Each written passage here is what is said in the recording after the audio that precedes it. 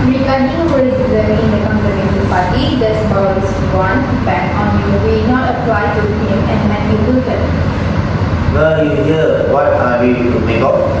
Jeremy Corbyn's repeated refusal on the Andrew Neil show to apologize for the anti-Semitism he has presided over, right? Well, I'm not gonna say sorry, Lana. I'm gonna start with you on that where I watched that interview cover. Didn't look good. I don't quite understand why he didn't apologize in that. He's apologized before, and I recognize that there are two different kind of apology. There's the kind where you say you are sorry, you were regretful, and you are sorry, it's your fault, and I think it's very reluctant to make the latter kind of apology.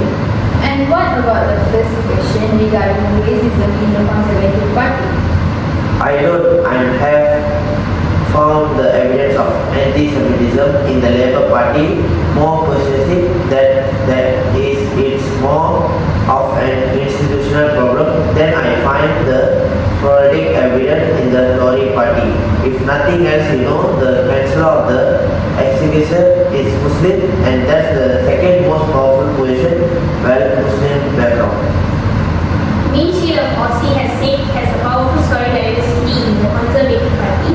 Say dossier after dossier, dozens of dozens of cases being presented with the most vile evidence of racism within the party, the Conservative Party, at every level from members of parliament all the way down to ordinary MPs. So she certainly feels this as quite a bit over to handle.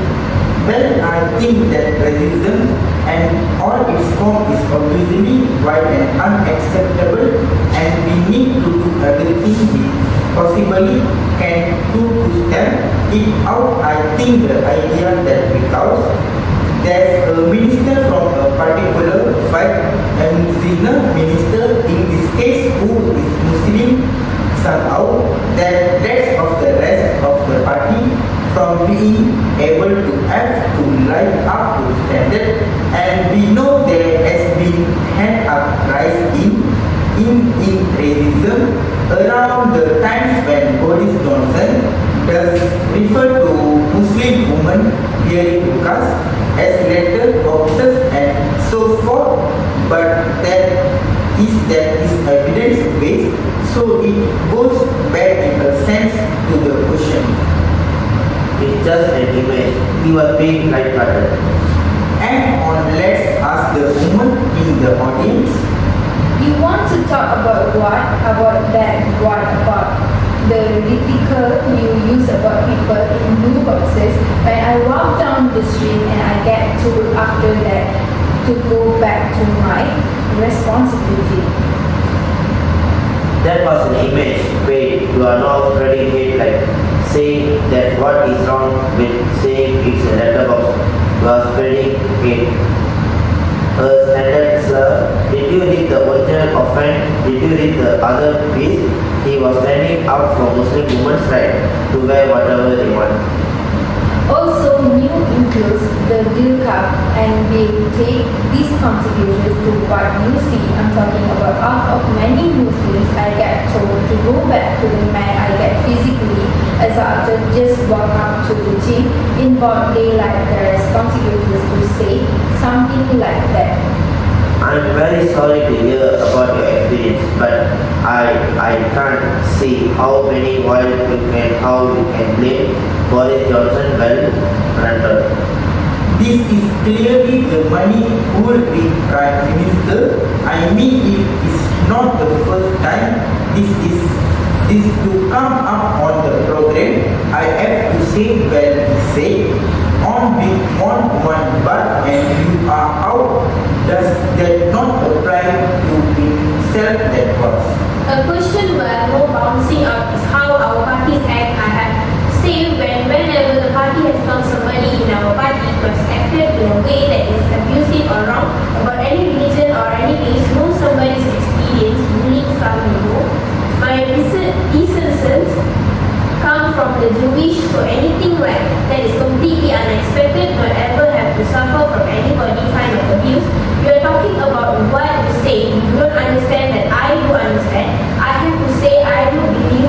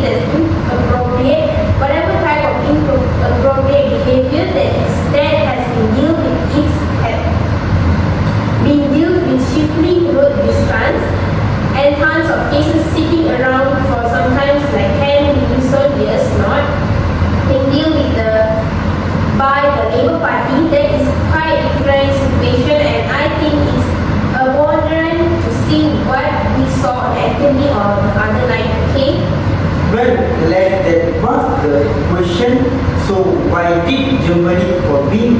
He has apologized before in a meaningful way. Why was he not able to do that on Andrew? And yeah, you acknowledge that because he has acknowledged and apologized on several occasions for the hurt caused to members of the Jewish community. So this is why it's got a what movement wasn't it? Why did he just not say I am sorry? He has said he is sorry. He is sorry that this happened. Why didn't he say no? We are not used miserable about it. You know, when you hear people say I'm sorry for any offense that may have been made that clear, so why didn't you say the question is why? Well, because he is trying to do, having made those apologies, published them, and he repeated them the following day, by the way, is to get on to the proactive measures that we want to take as an incoming government to give those protection to the Jewish community. You can still say sorry and then talk about that as well. We are saying sorry and we made that apology, but I think it's very, very important to set up exactly the steps that we'll be taking in terms of protection afforded to places of worship, of education, and to address the whole issues, whole gamut of anti-Semitism, Islamophobia, or the false approach in our nation curriculum to ensure that we start building that capacity. But quite frankly, for this denial over this terrible choice of words about letterboxes, I'm not bothered about the article, the choices of the words that has been used as the direct result of the offensive comments. You know, hate crimes include people who were assaulted because of the words chosen by the Prime Minister, and we now see the slew of articles in the Spectator that has been urged about his rampant misogyny and his abuse of women it's an absolute outrage, and I don't see the Senate taking place. I think there was a poll out this week that said a third of voters consider both Jeremy Corbyn and Boris Johnson to be a racist. A third that is just appalling the two people who are one of whom is most likely to be the next Prime Minister. A third of voters think they were racist, so I think we have a real problem, and I think there's a real problem on both sides. I think in the Labour Party it is an institutionalized problem that has come in the last few years with the arrival of Momentum and Jeremy Corbyn line. These have been hounded out of the party, and yes, there's talk of looking into things, but that is, I think, when you have the chief rabbi speaking out as you did this week, it suggests there is a very serious problem. Now, there is also a problem in the Tory party, and the choice of words by Boris Johnson on this subject and indeed on others is, appalling, and there's no way of going around. It's a stain on the Tory party, and during the leadership campaign, Boris Johnson said there will be an independent inquiry into Islamophobia in the party. And to my knowledge, that has not happened. So I think in both cases, the parties are falling really radically short of where they should know. It's just a minute. Well, there's going to be an inquiry, but it's not independent and it's okay, but it's into all forms of prejudice, not just into Islamophobia, as was promised on television, live television. I think yes, the woman there. Jeremy Corbyn made an apology back in 2008, and it just seemed to me that it doesn't matter how many times he apologized, it never enough what happened to forgiveness. Why does somebody have to keep on saying the same thing over and over again and not being believed? There are two black women that sit regularly on the front benches with Jeremy Corbyn. If there are rampant racism in the Labour Party, I'm sure they would have known about it and identified it.